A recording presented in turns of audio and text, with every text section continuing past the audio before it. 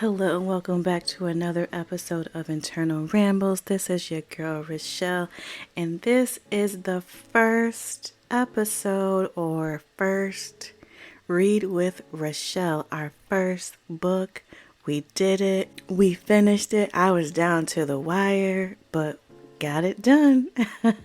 Our first book, Anxious People by Fredrik Backman. So excited. I thoroughly enjoyed the book. It was not what I expected, and that's okay. Yeah, so I am gonna talk about it like I said, book club style. I've got some questions. I got a lot of questions. I'm not gonna go through them all, but I'm gonna poke around.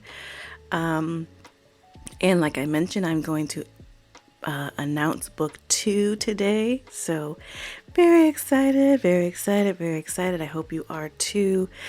This is going to be released wherever you get your podcast content, but also especially on YouTube. Let me know what you thought about the book. Did you finish it? Did you like it? You can also answer the questions along with me. What your thoughts about it, whatever you want. This is definitely a conversational, interactive. All of my podcasts can be interactive over on YouTube, but really want to know what you think. I really want to have a discussion with you about the book. I want to get something out of the way because internal rambles, I lose my train of thought all the time. So I just want to get a couple of announcements out of the way really quickly so I don't forget them, because trust me, I will. And then we will get into the book. Okay. So just want to say thank you for tuning in. Thank you for listening to me. Really appreciate it. December is going to be a pretty active month here at Internal Rambles. I'm releasing a lot of content. That is the plan.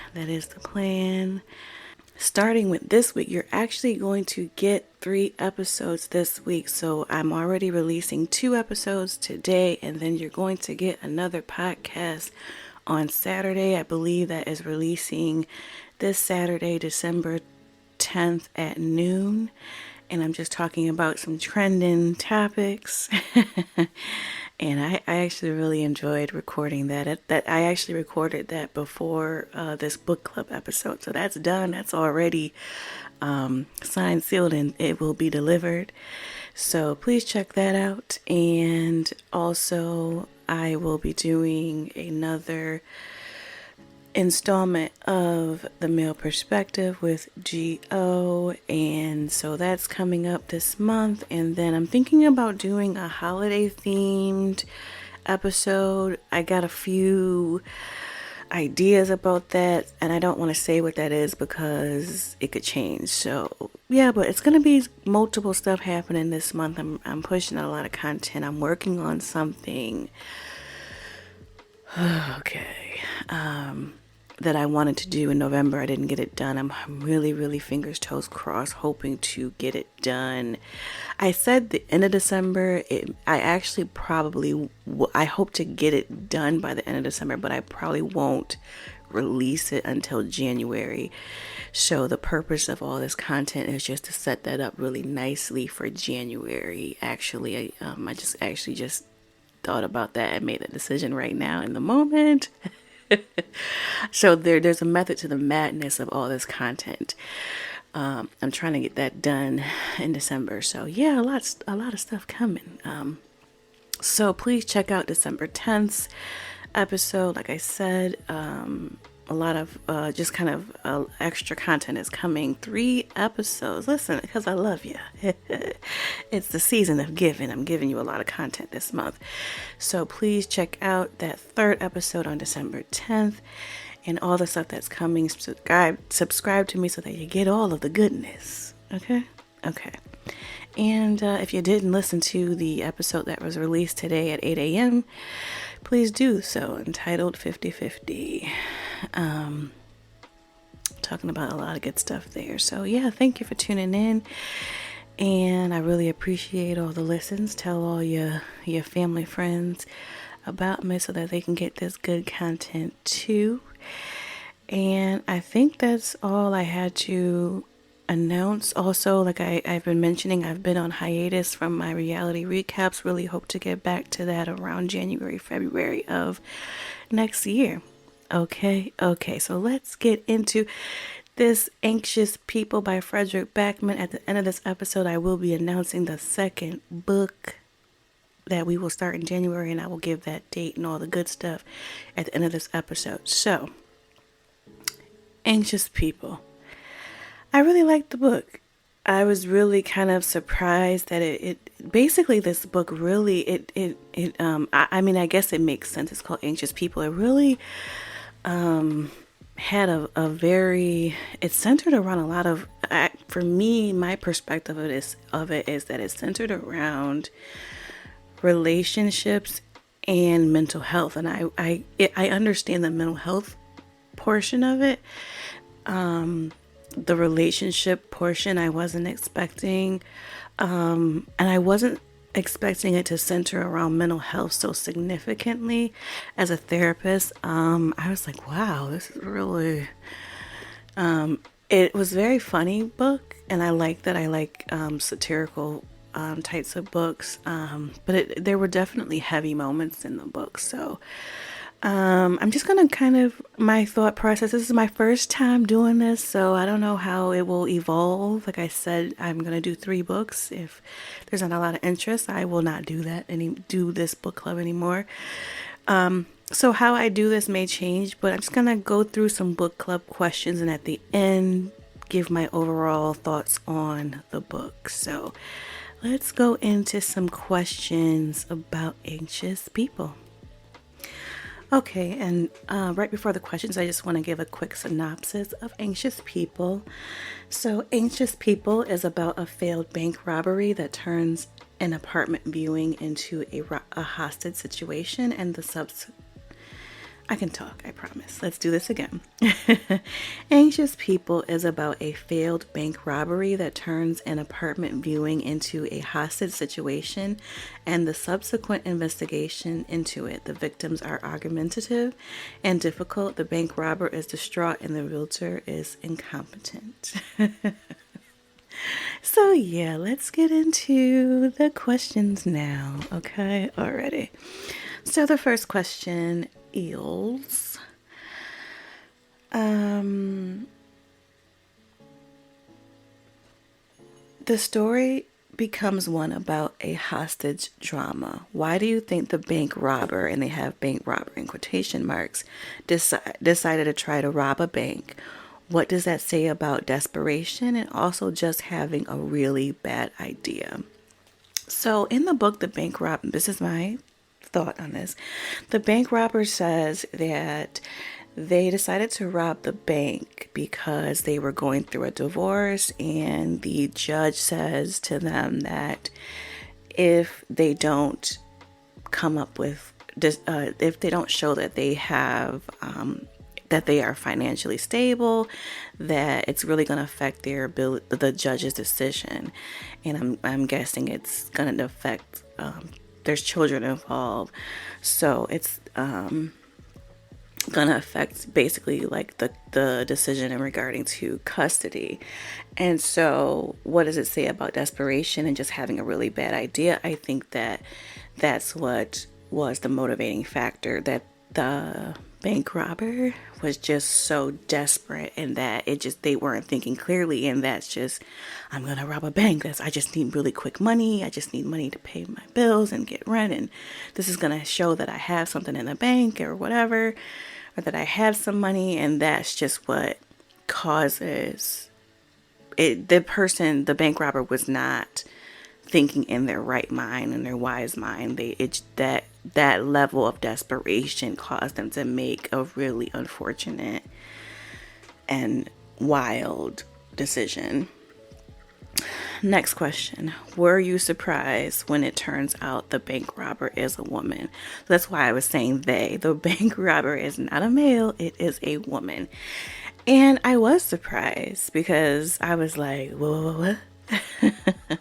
And a great twist in the book, the bank robber is a woman. I was surprised because when you think about bank robbers, you don't typically, bank robbers are not women, they're men. And so I think that added to the level of desperation that this woman was feeling, that they were not clearly financially stable, so much so, and they clearly were not thinking in their wise mind, that this woman was like, I'm just gonna rob a bank. So I definitely was surprised that the bank robber was a woman, and what a great, wonderful twist by the author. The story is told, next question, the story is told in a non-linear way, and while we have the hostage storyline, there's also one about a bridge and a tragedy that happened there. Let's talk about how the bridge storyline connected with the hostage one. I will tell you this, as someone who has attention span issues, I struggled with the nonlinear story,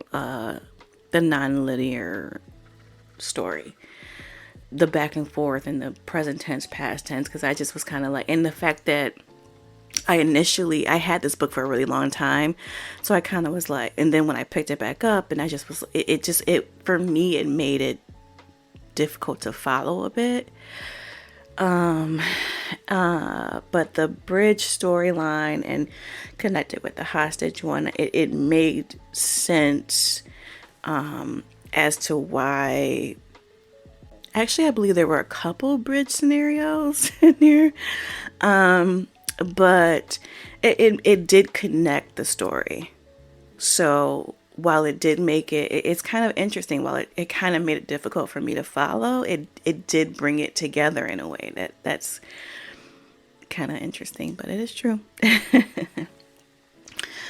Next question, we have the father-son policeman duo, Jim and Jack. What did you think about their dynamic and relationship? It was very interesting because Jim and Jack, it kind of was like old school versus new school. Jim was the father, Jack was the son. And you get to learn kind of like how Jim is set in his ways, and this is the way that I'm doing it, and Jack is set in his ways, and then just kind of old school police work, new school police work, but then also Jack trying to assert like, yo, I may be young, but I know what I'm doing, and just Jack trying to assert his independence and his it just kind of was, they were constantly butting heads. It wasn't like we have this great relationship and we're close.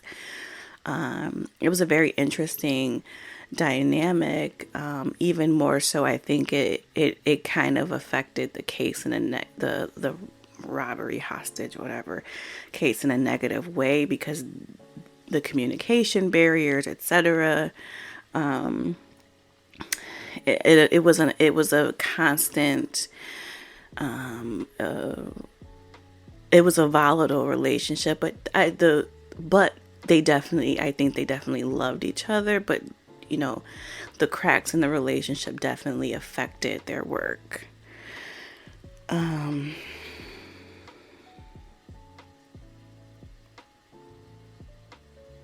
Throughout the novel, we learn about Jack's mother, who passed away, and his sister, who was addicted to drugs. How did that factor into why Jim let the bank robber go free? So I think that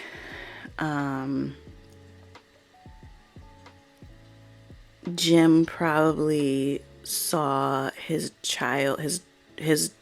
daughter in the bank robber in some way, in that he hasn't been able to save his daughter, who is addicted to heroin, and so that probably was his way of like, no one was hurt from the bank robbery hostage situation. This woman is acting in desperation. I'm gonna let her go, kind of a thing. Jack's mother, who was Jim's wife, was a priest, always helping people. I think that played a lot into Jim's decision to let the bank robber go. were you surprised when Jack ended up agreeing with his father in the ending and letting her be? No, I think that also with Jack's mother being a priest and always talking about helping people, etc. Like I said, no one was hurt. She didn't really rob a bank. It was a cashless bank. There was no money that was taken. The hostages, quotation mark, I mean they were, but they really liked the bank robber hostage taker. It just was like a pretty, like, she was not a bank robber. She was not a hostage taker. Like, she was a bumbling criminal. I can understand why Jack was okay with it in the end. The people held hostage are all as different as can be, but okay, let me read this again. The people held hostage are all as different as can be in so many ways, but yet there are some similarities, especially when it comes to grief, fear, and loneliness. Let's discuss how each of them are searching for some type of rescue. So yeah, that was one of the things that I noticed in their conversations with each other, that they were like held hostage, quotation marks. But they all at the end started kind of relating to each other. You had like these older couples who were relating to the younger couple. One of them were pregnant. Jules, I think she was relating in some way to, I think it was Anna. So I think that they all were kind of bonding, and or not all, but varying of them were bonding in different ways, and just have had difficulties in their lives. And so it that's why I said, I think earlier in this episode, that it was about relationships, their own individual relationships, but then the relationships that they had with each other, that they could relate to just challenges that they've had in their lives. And there was a point where this whole, I was going to say spoiler alert, but this is a book review, so all of this is spoiler alert, where the bank robber was going to shoot herself, and Zara, I believe it seems like she kind of has had suicidal ideation over a long period of her life, but mentioned to her psychiatrist or psychologist that she would never do it. And so she stops her and tells her, like, don't do anything stupid, or I don't know how she phrased it, something like that. And so they all were kind of, or many of them were relating to each other and just kind of being supportive to each other. So it's like, it's this weird dynamic that they're like in this hostage situation, but they're being all supportive to each other. So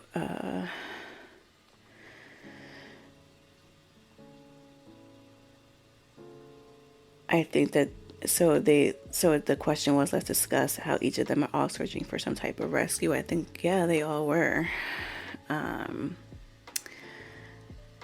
The next question, how do you think you would have reacted if you were one of the hostages? I would want to get up out of there. I don't care if what type of despair she was in. People do crazy things when they're in despair, okay? I would want to be up out of there. Did you find any of the characters annoying or unlikable? Which ones and why? I found them just funny. I think all of them were just quirky.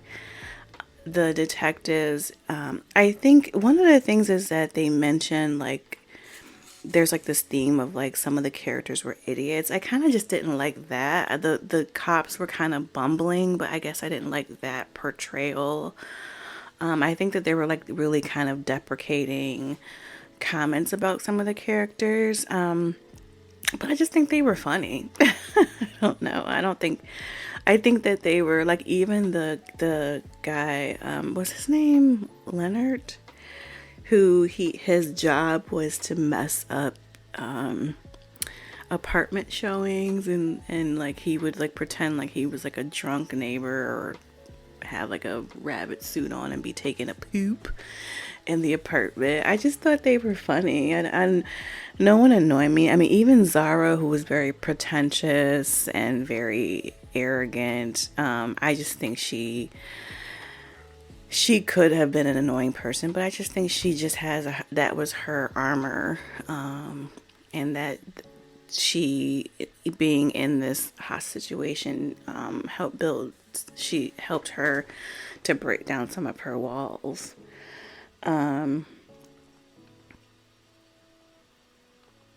What do you think Zara's future will look like? Hopefully she gets it together, child, because she's very like pretentious and kind of mean. So hopefully she can just kind of live life with a new lens, and not be so condescending to people. As the title indicates, many of these characters are dealing with anxieties. Who has dealt with anxiety by hiding or covering them up? I think all of them. Do you relate to those anxieties? I think people are anxious at different points in their life. I think some are diagnosably and others aren't.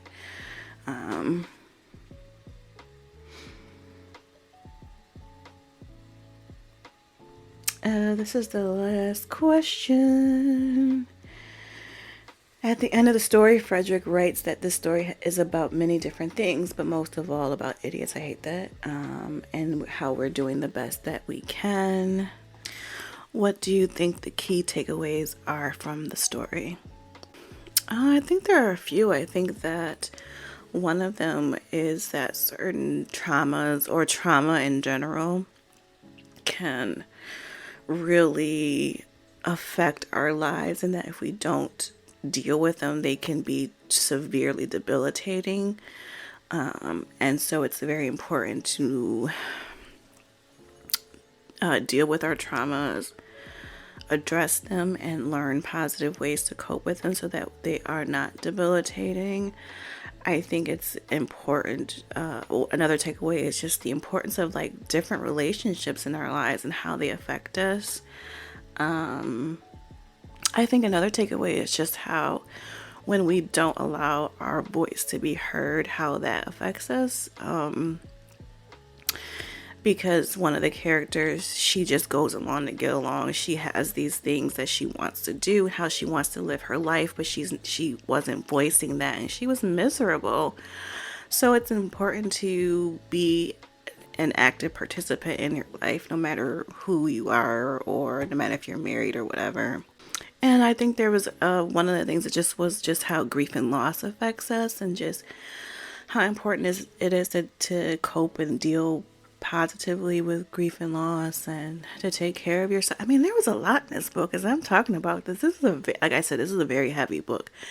It was funny, but it was very heavy. And just I had another point, but I lost it.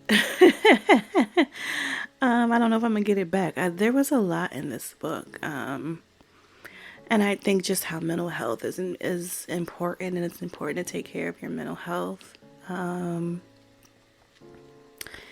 Yeah, I think that's a lot of the major takeaways. It was a really, really, really good book, and like I mentioned, I think, I don't know if I mentioned, actually, I might have mentioned this in the episode that's releasing on the 10th. This book was made into a Netflix series, like a little mini series, and so I don't know when I'm gonna get to it soon, though. I can't wait to.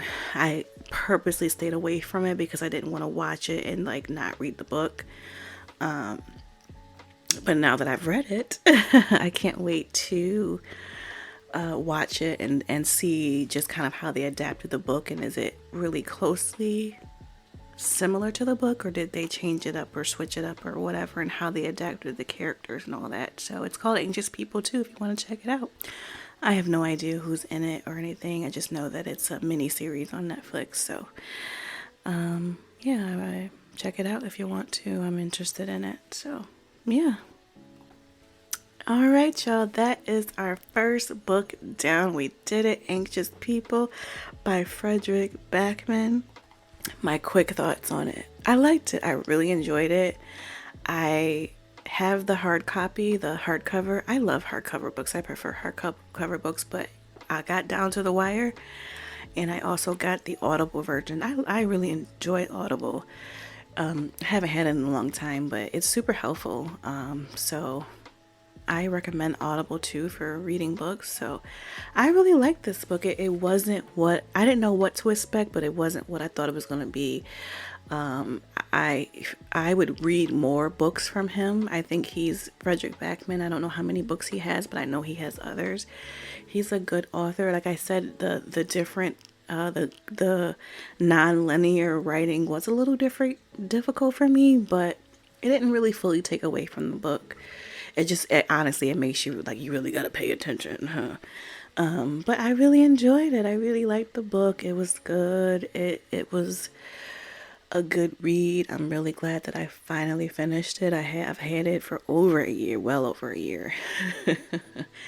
And I'm glad that I picked it as the first book for Read with Rochelle. So head on over to YouTube. Let me know what you think. Answer some of these questions along with me too. And did you like it? Did you not like it? Did you finish it?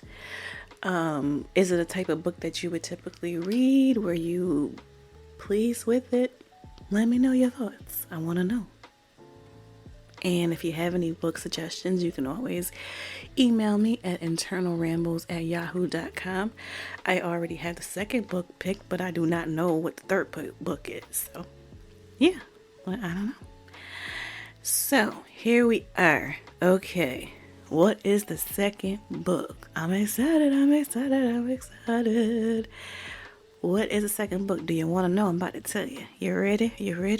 It's an autobiography. I'm excited. Do you want to know what it is? The second book for Read with Rochelle is The Book of Jose, a memoir. It is the autobiography or the memoir of Fat Joe. I love Fat Joe. I do. And I decided to pick this book because I don't read a lot of autobiographies, but Fat Joe is just such an awesome storyteller. I'm like, this book has to be good. And I read like not even the first page, like the first couple paragraphs. It immediately draws you in, and I was like, oh, this got to be the next book. The quick description of it is: Grammy nominated multi-platinum selling artist, entrepreneur, and philanthropist Fat Joe pulls back the curtain on his larger-than-life persona in this gritty, intimate memoir about growing up in the South Bronx and finding his voice through music. So if you've ever caught his lives, the big show, I think it's called, with Fat Joe on Instagram, like when he get on there, he starts telling stories. Like, it is just the most captivating. It's just an incredible storyteller. So I know this is gonna be a great book. So that is the second book for Read with Rochelle. We are going to start reading officially. You can read ahead, but we will officially start reading this on January 5th. And I'll give the timeline of when we will finish it or when we will discuss it. It'll be March. I'll give that date on January 5th of when we will discuss it. But yeah, that's, if you want to read ahead, go ahead. But we will not officially start reading the book of Jose until January 5th. And then we'll discuss it in March. So that's the second book, y'all. I hope you enjoy this. I really hope that you will read with Rochelle. I hope that if you have any readers or in your life or people that want to read or struggle to read, that you'll tell them about it. And if you, like I said, if you have any book suggestions, please let me know so that book 3, we can get on that too. And again, check out 50/50. That is the episode that was that was released earlier today. And there's another podcast episode releasing on December 10th. I appreciate all of you. Take care of yourself. And until next episode, this is your girl, Rochelle.